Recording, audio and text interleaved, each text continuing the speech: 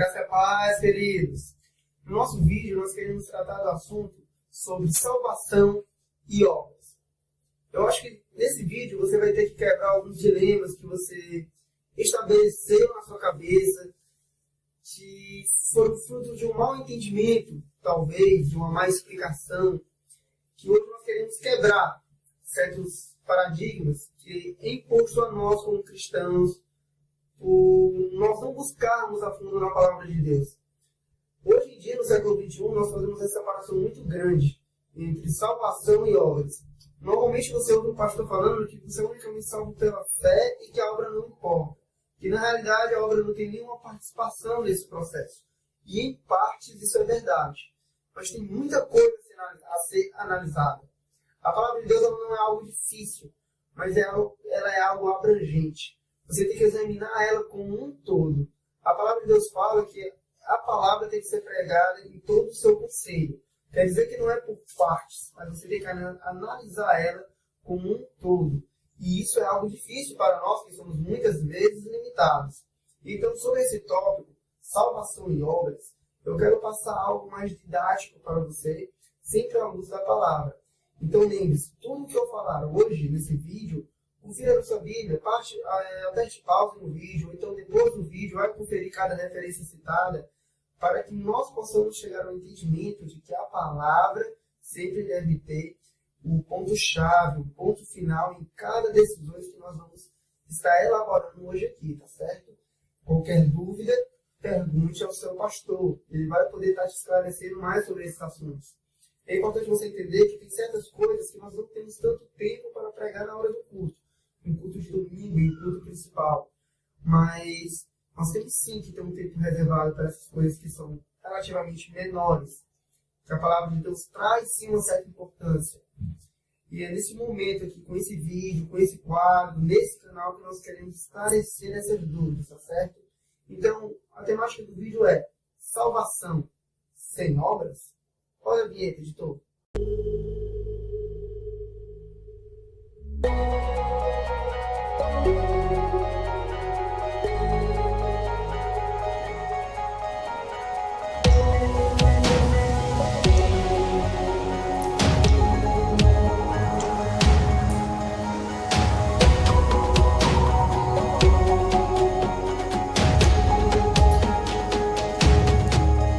Salvação, ela é algo que nós temos que ter um entendimento sobre esse tópico, sobre esse assunto, com muito zelo e com muito cuidado.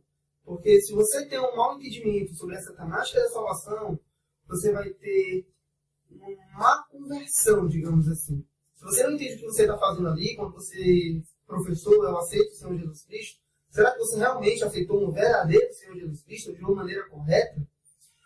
Nós vamos entender ao longo desse estudo que não é só você chegar no meio de um púlpito, no meio do altar, onde outros irmãos estão te assistindo e falar, eu aceito o Senhor Jesus Cristo como meu legítimo Senhor e Salvador, que isso vai te fazer um convertido. Não. Isso faz parte do processo. Agora, é todo um processo, toda uma trajetória para você realmente poder falar, eu sou salvo. Isso exige dedicação da sua parte, da nossa parte, vigilância e evolução. Você não pode ser o mesmo hoje daqui a um ano. Jesus Cristo não foi assim, com os apóstolos não foi assim. Lembra de Pedro nos Evangelhos? Lembra de Pedro na carta que ele escreveu em 1 e 2 Pedro? Se você for fazer um contraste, você vai perceber que são duas pessoas completamente diferentes. Por quê? Houve uma evolução. Desde o início do chamado dele até o ponto em que Jesus nomeia ele como pai, como fundador, como líder da sua igreja. Houve uma evolução aí entre o apóstolo Pedro, e não somente ele, mas como Paulo, como demais outros discípulos e apóstolos e profetas até mesmo do Senhor. Então, para que você tenha uma vida cristã saudável, você tem que ter principalmente o básico do básico, de uma maneira correta, de uma maneira forte. No caso, salvação. Porque hoje o jovem se converte e um dia depois ele já está negando a Cristo. Porque hoje o jovem se converte e daqui a um mês ele já está nas baladas, no mundo afora. Será que houve uma conversão verdadeira sobre isso? Agora, para haver uma conversão verdadeira, precisa ter uma pregação sobre isso que seja autêntica, que seja dentro e inspirada da palavra de Deus. Então, primeiramente, eu quero falar um pouco sobre salvação com você. A palavra fala, lá em Romanos 3, versículo 28, Paulo vai falar que nós somos salvos e justificados unicamente pela fé. Isso é um ponto-chave muito importante. Porque quando Paulo ele fala isso, ele quer realmente excluir toda e qualquer participação de obras nisso. A salvação não vem pela obra para que a glória não seja do homem, mas para que a glória seja unicamente do Senhor. Então, quando se trata de salvação, da sua conversão, você vai ser salvo de sua fé. É onde você está colocando a sua fé. Ah, Felipe, eu tenho fé. Quer dizer que eu sou salvo? Aí eu te pergunto, você tem fé em quê? Em quem? Isso depende, e isso é um ponto crucial para saber se você vai realmente se tornar salvo ou não. Se a sua fé está em Cristo Jesus, vai falar em João 14,6, eu sou o caminho, a verdade e a vida, e ninguém vem ao Pai senão por mim. Se a sua fé é nele, então sim, você já deu o primeiro passo para poder iniciar a sua salvação. Agora eu quero que você entenda que Paulo, no contexto de Romanos 3, ele estava se limitando a entender e a explicar a importância da fé no processo de salvação. Onde naquele processo, para você se tornar um salvo, as obras e suas atitudes não teriam nada a ver, não teria nenhuma participação. Porque você ainda se tornaria um salvo. O que acontece quando você se torna um salvo? Lá em 2 Coríntios 5, versículo 17. Eis que agora eu sou nova criatura, as coisas velhas já passaram. Tudo se faz novo. Quer dizer que as suas atitudes que você teria até aquele momento chave, não importa mais. Porque você agora é um novo homem, uma nova criatura. Então, até aquele momento onde Paulo estava tentando expressar sua opinião dentro das Escrituras, a obra não teria nenhuma participação. Não seria de relevância realmente ali. E ele estava tentando passar isso para os seus ouvintes, para as pessoas que iriam ler as cartas, que iriam estar escutando o seu sermão. Ele queria que as pessoas entendessem que naquele momento a fé era unicamente importante e a obra não teria nenhuma relevância. Esse é o contexto de Paulo, em onde se encontra Romanos 3, versículo 28. Só que os discípulos, ou melhor dizer, os estudiosos do século XXI, começaram a criar certas distinções entre os escritos do apóstolo Paulo e os escritos de Tiago, o líder da igreja de Jerusalém. Por que eu digo certas distinções? Porque muitos alegam que Tiago e Paulo não andam em concordância. É como se um falar fosse o oposto do outro. Os escritos de um contradizem o do outro. Por que eu digo isso? Abra sua Bíblia em Tiago, capítulo 2, versículo...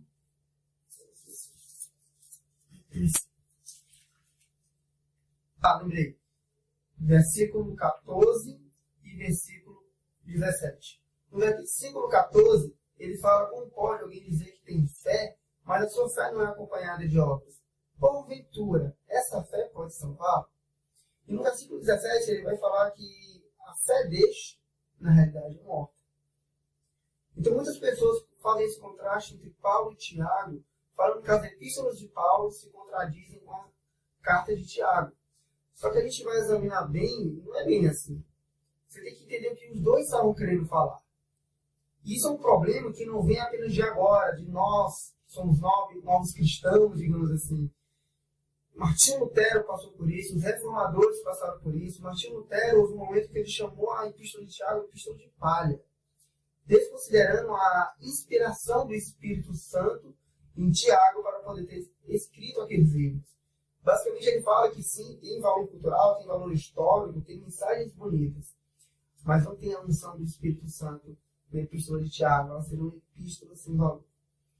Sobre isso, do Martinho Lutero, você tem que entender o que ele passava naquela época.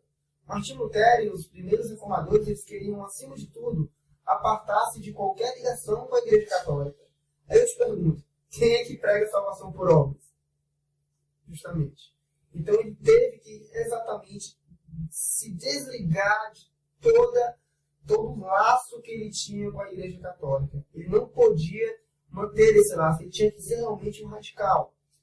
E em certo momento, acredito eu, pelo menos, essa é a minha opinião, que ele se tornou uma pessoa equivocada, falando nesse trecho de Epístola de Palha sobre Tiago, considerando a Epístola de Tiago uma palha, sem autoridade, sem o grau de autoridade que as Epístolas paulinas proferiam.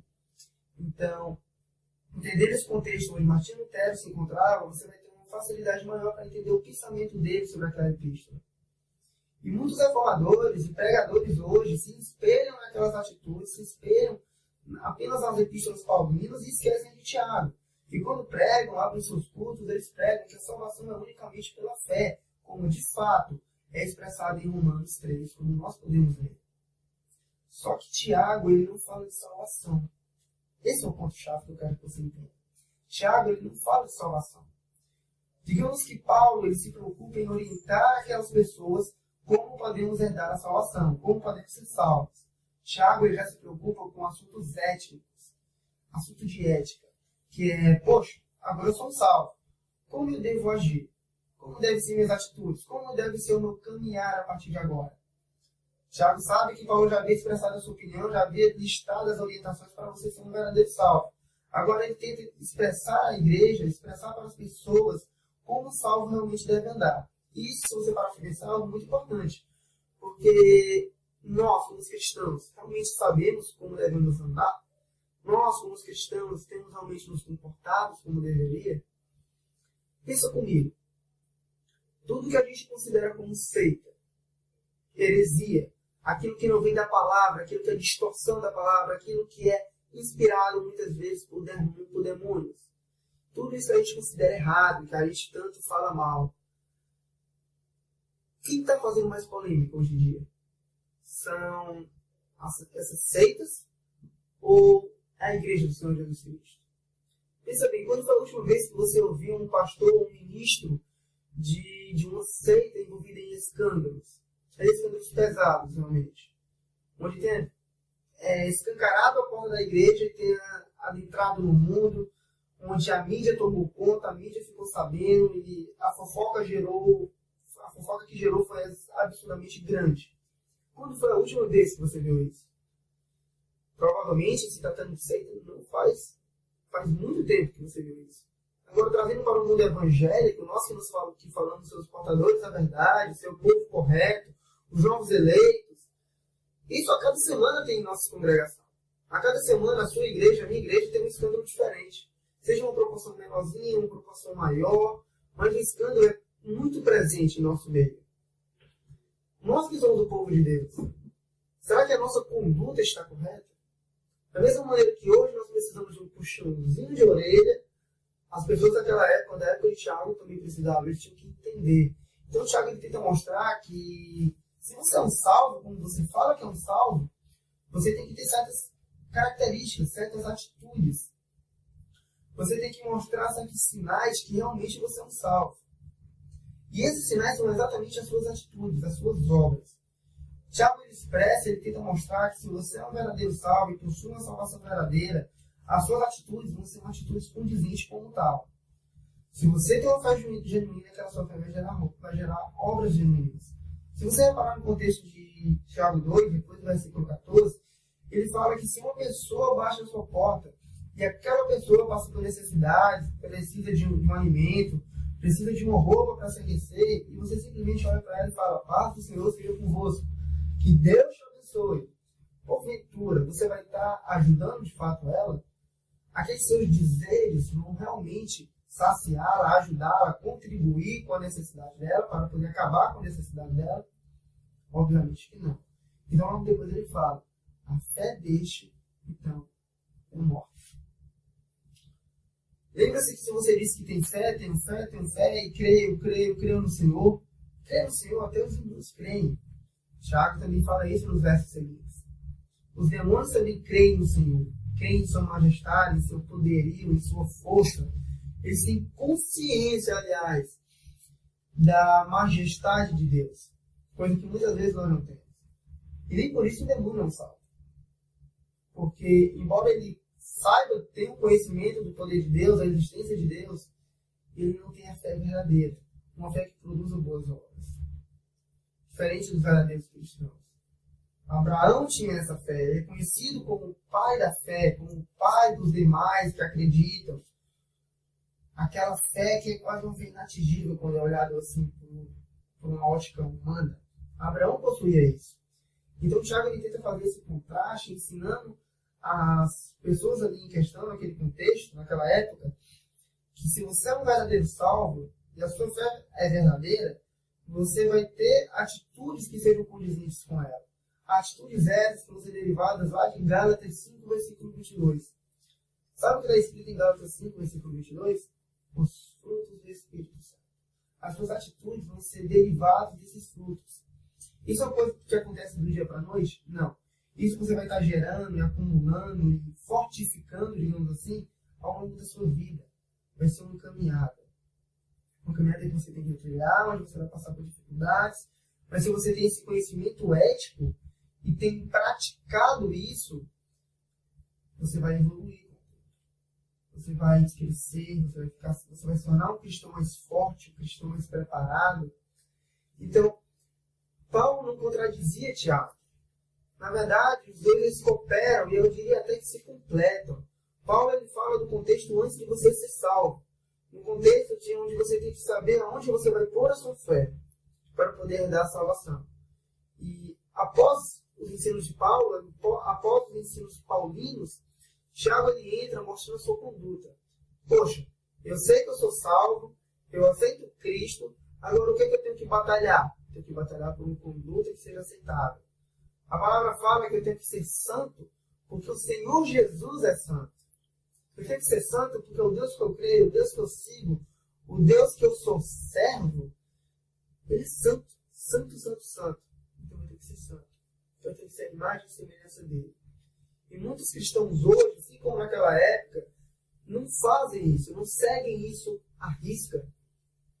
Mas acham que pode viver a vida de qualquer maneira, fazer o que bem entender. Para bem e pense comigo, se você pode fazer tudo de qualquer maneira, qual a dificuldade de ser salvo? Olha que entra aquela passagem de tome a sua cruz e siga. Que cruz é essa? Se você pode fazer o que bem quiser, pode ser quem você quiser, será que você realmente teria uma cruz para estar seguindo? A verdade é que não, você não teria. Então, quando se trata de salvação, de renúncia, de fé, é algo pesado para as nossas vidas. Por isso que nem todos vão ser salvos. Porque existe uma luta que nem todos estão dispostos a arcar com as consequências da mesma. É algo difícil, meu irmão. Muito difícil. A palavra fala em Mateus 24:13 que a salvação é para aqueles que perseveram. É para aqueles que vão até o fim. Você ir até o fim, você perseverar, é algo que exige paciência, exige uma rotina, exige um cotidiano de você se empenhar, não desistir, não se abalar, não cair, não falhar. Então, sim, a fé para você se tornar um salvo é de extrema importância. E acredito que seja o fator principal para tal. Mas após você ter a fé, após você aceitar Cristo e professar Cristo como seu Senhor e Salvador, se a sua fé é verdadeira, ela vai resultar em obras verdadeiras. Obras que vão ser de caridade, de amor, de exemplos, de disciplina, de obediência. Obediência a quem? Apenas a homens? Não. Obediência ao Senhor, Deus, Pai Todo-Poderoso. Quando você tiver essa obediência, quando você estiver seguindo por esse caminho, aí sim você pode falar, eu sou um salvo. Então não é só aceitar o Senhor Jesus Cristo. É algo que exige tempo. Então quando eu prego sobre esses assuntos, eu procuro não apenas limitar ao texto, professa o nome do Senhor Jesus Cristo e assim você será salvo. Quando eu prego só isso, eu acredito que fica uma passagem muito limitada. Então, Paulo entra em concordância com Tiago, se completando, mostrando o que você precisa fazer para ser salvo, parte paulina, e o que você tem que fazer para depois da sua salvação, quando você já se torna um discípulo do Senhor Jesus Cristo. Parte que você encontra lá na Epístola de Tiago, no livro de Tiago. Eu aconselho você a ler o livro de Tiago como um todo, porque eu listei apenas pontos importantes que eram mais interessantes para esse nosso estudo. Se você for ler o livro de Tiago como um todo, você vai ter ensinamentos que, com certeza, não são pregados no domingo na sua igreja. Ensinamentos que é como uma tapa na sua cara. Algo que muda você. O livro de Tiago, ele traz muitas coisas interessantes e importantes para a sua conduta como cristão. Verdades essas que vão transformar o seu convívio com Deus se você buscar. E acredite, é um livro tão pequeno, mas tão pequeno, que você pode ler de trás para frente sem nenhum problema em um dia. E se você lê em espírito, o que é ler em espírito? É ler com atenção. É ler buscando a orientação do Espírito Santo. Se você faz isso, o ensinamento que você vai ter vai ser um ensinamento, irmão, de uma riqueza inigualável. Então, eu te aconselho nesse vídeo a buscar a Epístola de Tiago, a ler a Epístola de Tiago, porque assim como a Epístola Paulina tinha sua inspiração no Espírito Santo, a de Tiago também tem. E procure estudar as duas como um todo. Bem, pessoal, é isso. Se você gostou desse vídeo, curte o nosso vídeo, se inscreve no canal e é muito importante você compartilhar nas suas redes sociais. Vai no Facebook, no Instagram, no Snapchat, no Twitter. Tudo que é rede social que você tem, compartilha. Vamos espalhar esse projeto, porque acima de tudo, a gente tem a intenção de passar a palavra de Deus. É disseminar o Evangelho a toda criatura. E para isso nós precisamos da sua ajuda. Então, você ajuda bastante fazendo esse pequeno favor para nós, tá bom? Que a graça do Senhor seja com vocês. Ah, e não esquece, o sininho. Sabe aquele sininho quando você está em dispositivo móvel, quando você aciona, você já tem a notificação quando o vídeo é postado? Eu te aconselho e peço, ativa isso, porque vai ser de grande ajuda para você estar acompanhando as nossas postagens no YouTube, tá certo? Bota uma cruz aí, ó. Lembra que... Toma a tua cruz e siga-me. Siga-me. Siga-nos. Entendi, é referência. Segue a gente aí. Deixa isso. Não, deixa não, tira. Amém.